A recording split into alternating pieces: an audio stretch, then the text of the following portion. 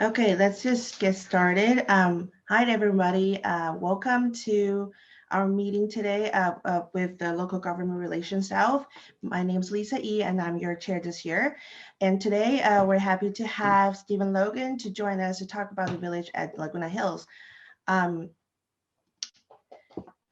Stephen Logan is the Vice President of Development at Merlin Geyer, and he joined the company in 2016. Primarily responsibility is in the development of oversight of different projects like NoHo West and Five Lagunas.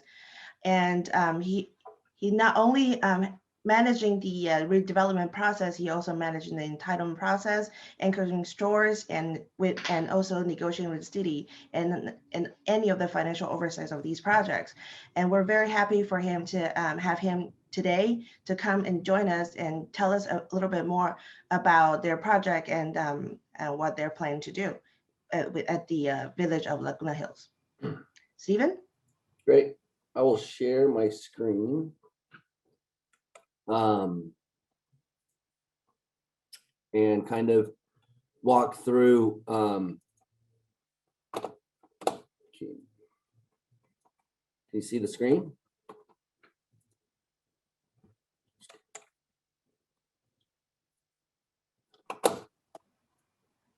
Yes, it's up now. Yeah. Is it in pieces or is it still? That's the title slide. Okay. So I just want to give some quick background on Merlin Geyer and the site plan, and then we'll go through with the iterations we've been. We'll talk about where we've headed. We'll go through some timing, talk about the new plan moving forward. We'll talk about, when hopefully us getting to city council here in the next 45 to 60 days. And then we'll, from that, we'll take any questions that you might have, and hopefully I don't talk the whole time. And so if you want to ask questions as we go, I'd feel free to do that as well. And so Merlin Geyer Partners is a private equity company. We raise money through foundations and endowments.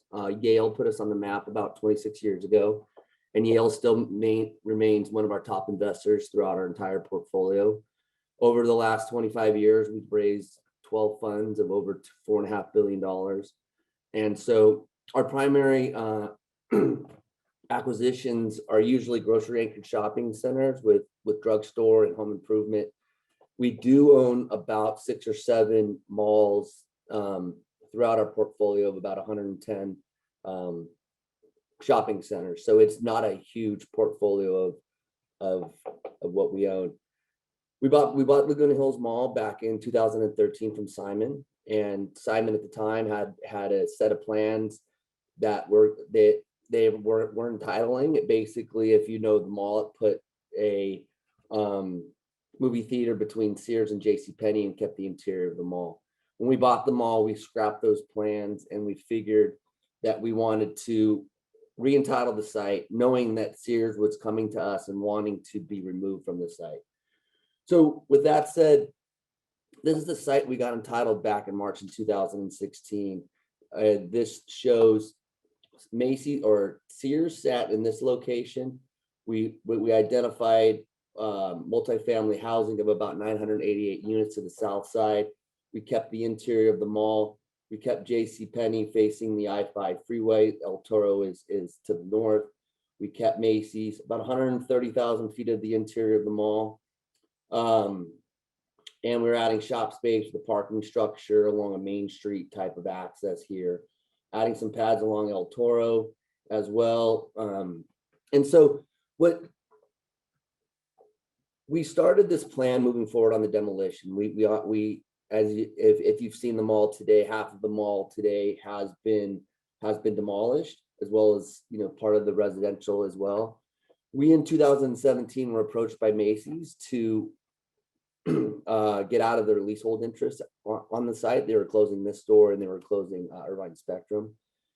And so we felt that if getting Macy's out of the site would definitely help us take away some site plan approvals that they had over the site, in which we had to work with them to get site plan approval. And so by taking those encumbrances off the site, it helped us look at a plan. And so when Macy's decided to go not be a part of this anymore, we stopped all construction on the site and basically put a pause button. And the reason we did that is we wanted to evaluate whether or not the site was conducive for Macy's. We looked at reusing it for medical office, regular office, was an interior mall connected to JCPenney, which we knew at the time was struggling as well. Was that the right way we wanted to take this center and go, spend roughly $100 million to do this? And so with that said, we decided, hey, let's relook at ways to redo the mall. And so we took about a year looking at that. And while we're looking at that, JCPenney approached us and said, look, if this isn't going to be a typical mall anymore, we need to be anchored by shop space and by other majors. We would like out of our leasehold interest as well. And so with that said, we let them out of their lease interest, and that basically unencumbered the entire site. So we have 68 acres in South Orange County that is fully unencumbered. And we looked at everything on the site, and we came to the realization, the site plan we'll show you next, is that the retail wanted to be pushed towards El Toro. And with, this shows retail facing El Toro. This shows a theater on the second level above retail's anchors 1 and 2. It shows the village park, which is about 2.5 acres. It sits in the middle, flanked by shop space around it. We had a village park in our previous plan, which was about 1 acre. This is about 2.5 times that size. We're also pushing pads along El Toro as part of our previous plan. And so we really recreated a retail, we created a retail type of synergy push to El Toro. And with that in mind, we looked at residential units, and to take a quick step back, when we were looking at this, we had around 860,000 feet of office, about 300,000 feet of retail, and about 2,100 units of apartments with a hotel. And the city basically told us that was just way too dense for this site, and they wanted us to work within the general plan. They wanted us to work within the specific plan. And so we wanted to make a true mixed use center. And with that, we've hired CBRE to look at marketing the office. These are 4-story office buildings, which is about where the market wants to be here. We're finding out that high-rise office buildings are not conducive, moving forward. They're not what is the market's dictating us. So these are 4-story buildings. And then we also put a hotel flanking this village park in the center. And this is about 100 or 150 room hotel, depending on the type of flag that it wants to be. And then we kept, in our previous plan, we had residential to the back over here, but we wanted to keep this lot along the 5 freeway, parking for the office. This is where the pumpkin patch is. This is where people have been coming for 40 or 50 years and really wanted to see it survive. So we felt the best idea was taking this residential building and pushing it down further towards the retail component, so that when you come in off El Toro, you have a main drive, and we'll go through some renderings here in a second, and makes it feel like a true mixed use feel. As I mentioned, Nordstrom Rack sits here on the residential one today. They would be relocated to either retail anchor 1 or retail anchor 2 with a movie theater on top. And the questions that we get, well, what's happening with a movie theater? Things are changing now. We're in a pandemic. What we're starting to see is with the streaming services and the fight for content is that these services will now be either allocated or it'll be a streaming service type, a movie service. So that's the way we see the industry coming, and that's what's been told to us, that it's gonna change and over a little bit of time. And so with this said, let's walk through a schedule really quickly that or go through the community outreach. And so we had a community meeting in April 2019. That's when we had our massive plan that was not well received. There was a group that was formed called Future of Laguna Hills Advisory Group. We met with them a handful of times. We then submitted our application in November of 2019 and started our CEQA documents and been working on those for the better part of a year. We've met with SOSEC more than once. We met with the Laguna Hills Chamber of Commerce at least 4 or 5 times. We met with Saddleback Community Hospital, which sits across the street from us, at least 4 or 5 times. We've had 3 community meetings with the community forum. We were originally supposed to go in front of city council in January. And so since that's been pushed off due to some changes at the city, we've now started reaching out by doing social media events, and we have a web page where you can go support the project, or if you have questions, you can sign up. So we're looking at other ways in order to do reach out, with Brian's group and trying to get people, knowledgeable about the project here moving forward. And so with that said, our phase 1 is, our city council review is March, April. We'll probably be closer to April in that review. Once that's completed, it's about 18 to 24 months to go through all the state mapping process, construction documents to get it started. During that time, we've already talked to hotel developers, and we have probably 4 or 5 that are interested there. We have our retail leasing guys out on the market looking for retail. We're marketing the office with CBRE, as I mentioned, and then we'll go out to the market on the residential component. And so that's all going to happen here within the next, couple of years. It'll take us roughly, 3 years or so, call it, in order to complete some of the retail in the Village Park and the hotel. And then the residential will follow thereafter, probably by a few months. And then the office is not going to be built by spec. The office is going to be built by market driven and by tenants that show interest. So really quickly for phase 2 and phase 3, construction documents would start while we're building the Village Park and the retail. We would then commence construction on about 75,000 square feet of the retail, about 550 residential units, starting in January of 26. That completion would be in the winter of 29, with the residential following after that. Phase 3, as the market demands, we'd have more residential units as well. So as the community economic benefits is for the community, we have a Village Park, 2.5 acres. And we'll go through a little bit more detail on the drawings here coming up. It has an amphitheater. It has the ability to hold up to 1,300 or 1,400 people when and if we ever want to go back to that many people hanging out. I know I do, just at the right time. Farmers markets, concerts in the parks, a summer series. We're gonna have a big screen that's gonna face the park. So if there's a Super Bowl or a World Cup game, we can have gathering places and events for that. So that's a huge deal with Village Park. Because we got rid of the anchor stores and with the hotel, it's going to add TOT tax to the site of roughly $500,000 to $600,000. Increased property taxes with the sale of these parcels. Sales tax, direct and indirect. We think that this is going to affect businesses around us in a very, very positive way. And so we're also, as part of this, we're paying Quimby and Park fees as part of the residential, and that's roughly over $20 million. And it's going to create over 3,500 construction jobs and permanent jobs moving forward. So it's a very robust program, and as the schedule did say, it will take a little bit of time in order to build.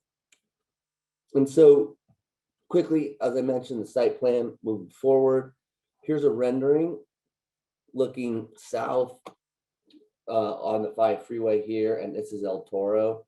This shows the theater building on the 2nd level, shows the retail on the ground floor, in and outs on the corner with King's Fish House, a couple of pads facing El Toro, the office along the freeway with a couple parking structures, and the residential in the back. Here's another view looking northwest, and with the office along the freeways, you can see the residential in the back, the hotel flanking that with the retail in the background.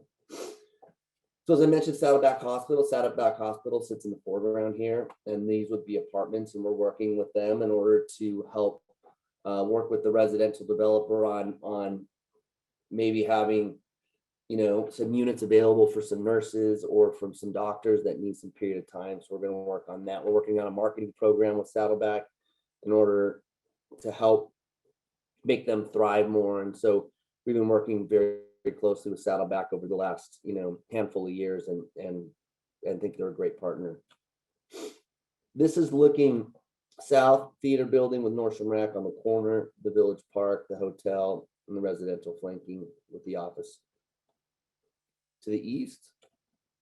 And so this, as I mentioned, as you're driving in off of El Toro, this is a Village Drive in which, as again, shows the theater up above, retail on the ground floor.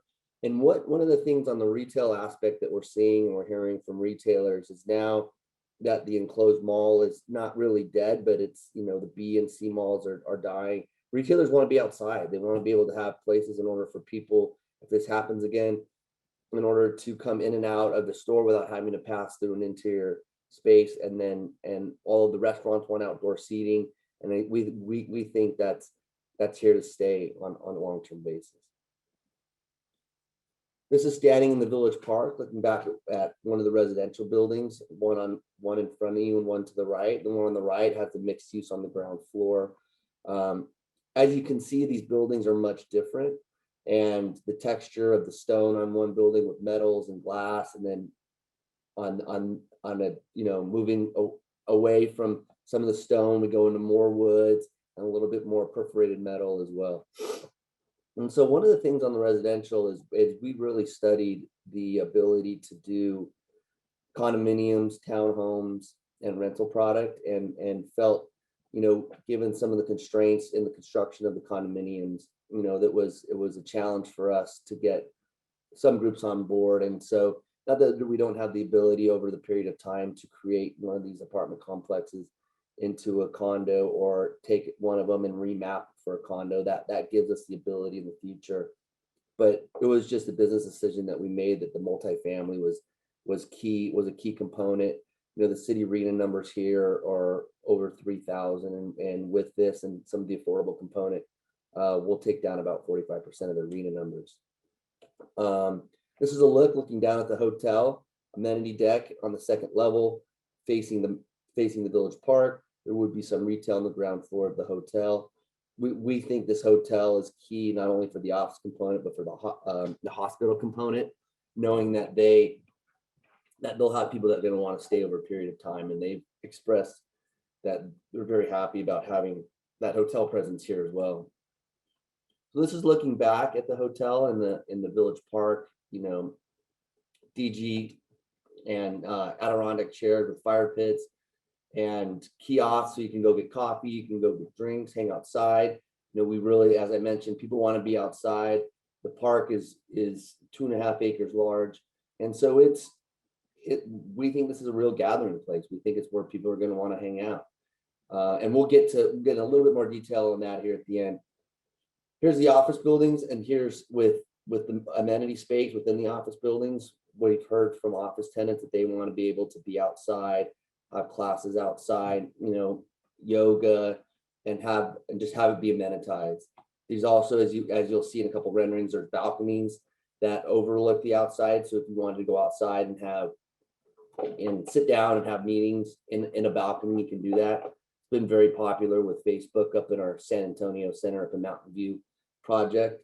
And so we kind of took some of that flavor and have added it to the office. So here's the office building, a little bit more contemporary with glass, very high ceilings, as I mentioned, some balconies, some woods, and it's just very iconic type of architecture. Looking down at all that amenity space I was mentioning, this is one of the office buildings in the foreground, and then this is the office building we just looked at. Outdoor spaces, amenity spaces, and balconies as we discussed. And so here's a plan that shows all the green space that's happening within the site. There's over 15 acres of green space, including the Village Park. And we've been working with the city and really trying to make sure that the parking doesn't take over. It doesn't feel like you have a park in the middle of a parking lot. And we've been working very hard with them in order to create, walkways from the hospital up through the park, up through the hotel, up to the office, so that it's very walkable, pedestrian friendly, and has, community engagement. Here's the Village Park that I was mentioning about. Here's the amphitheater, which faces this active area here. We've also had retail kiosks that surround this. We have a tot lot for for youngins that sit right here, that flanks by shops 1 and 4. We have a dog park that sits over here for small and large dogs that we think is a huge driver in the community, not only with the people that live here, but with people wanting to bring their dogs here and hang out with friends and being outside. This is the entrance to the movie theater up on the 2nd level, which comes down into the park space.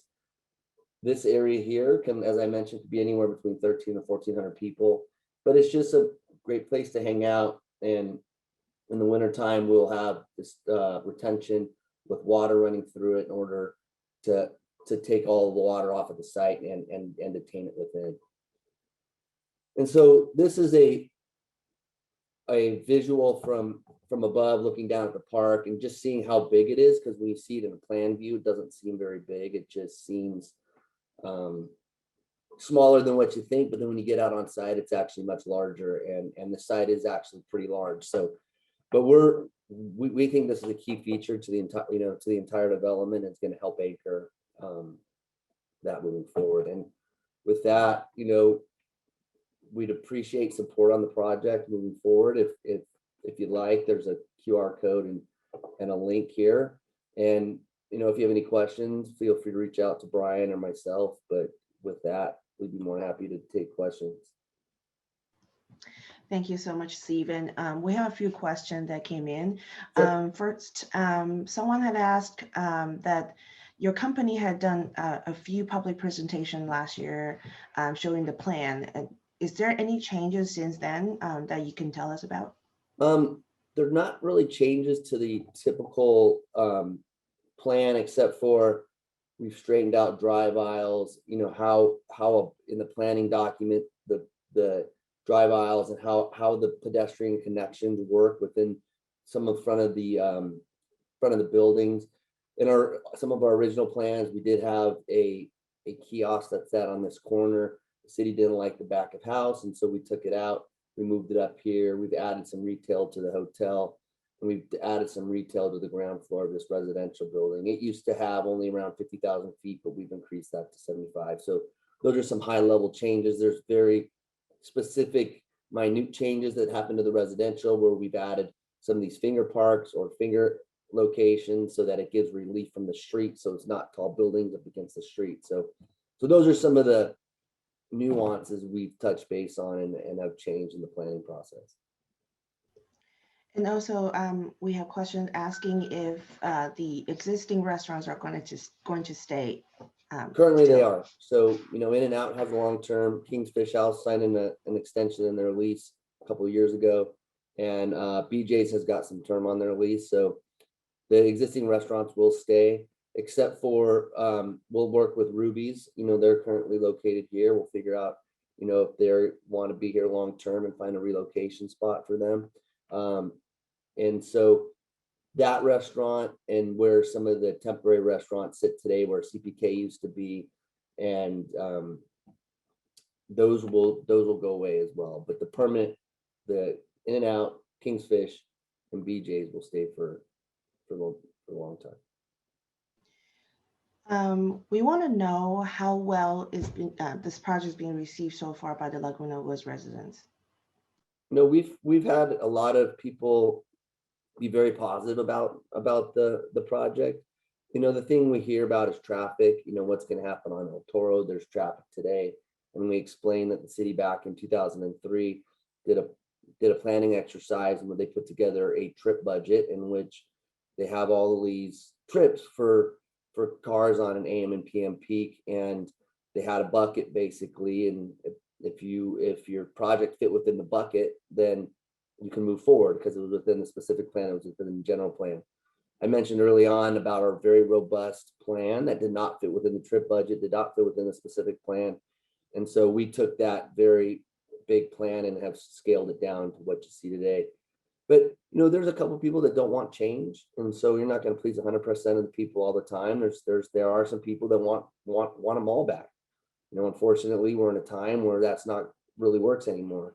And so, our comments to that is, when we were looking at reinvigorating the mall, the sales were down, traffic was down, and people just really stopped going to the mall.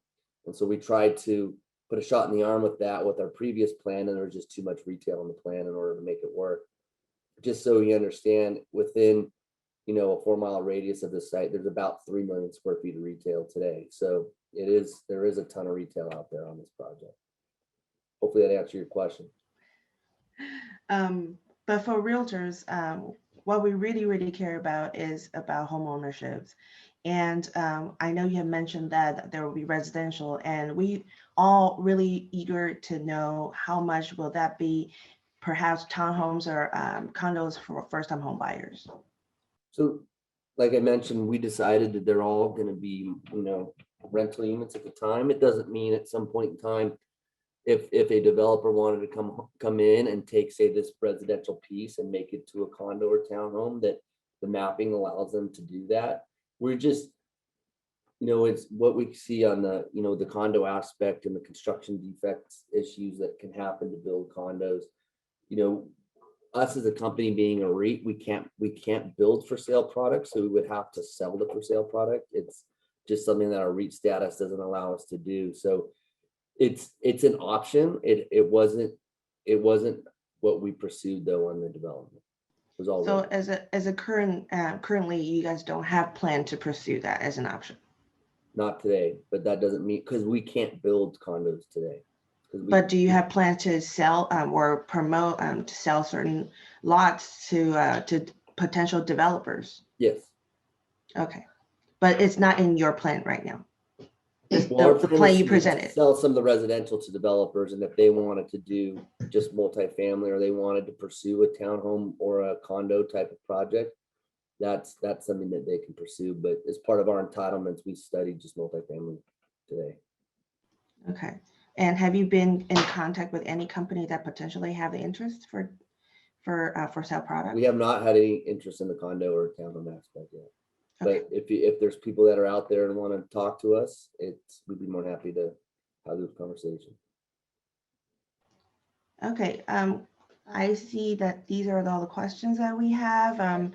If anyone in the audience, anyone has any more additional questions that wanted to ask Stephen, please go ahead and put in the Q&A. I will be happy to. Oh, someone had asked questions about the security.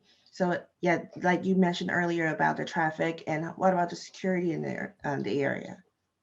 So we'll have 24/7 security, and the, you know, the residential owners will have security. They'll probably have press buttons and gates and ways to get in. We will have 24-hour security that's patrolling 7 days a week, and just like we have security out there today, that we will have security moving forward. Okay, I think these are all the questions we have.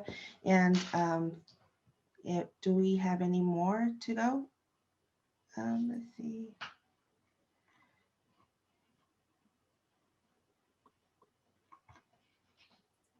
The presentation was beautiful, by the way. I really enjoyed the 3D renderings of the pictures of the plans. I am in that area very often because I do have family that lives in Laguna Woods. So this is really near and dear for me. And I really wanted to see something happening in this area. But knowing that there's a solid plan that will move forward in the next few years is really a good thing to have. It looks, I mean, my personal opinion, it looks a little bit crowded. And but I do wish there could be opportunities for first-time home buyers. As I have a lot of clients that are looking for opportunities in Orange County, and so I don't know on your thought on this, Logan, Mr. Logan. Yeah, sorry, I was writing down your comment. Yeah, we'll take it into consideration, and we understand that comment. Thank you so much. Do you have a timeline for the construction? So we'll probably start construction, you know, if we get through city council, and the second reading will happen in May. You know, we'll start documents right away and hopefully start construction within 18 months of that period of time. But we'll be marketing the residential, the hotel, and everything up until then. All All right, thank you. So I think this wraps up our presentation today. And thank you so much for everyone to join us today at the knowing more about this project. And then really thank you, Stephen, for joining us and sharing your projects with us with Orange County Road Tours. You're very welcome. Thank you for the opportunity. Thank you.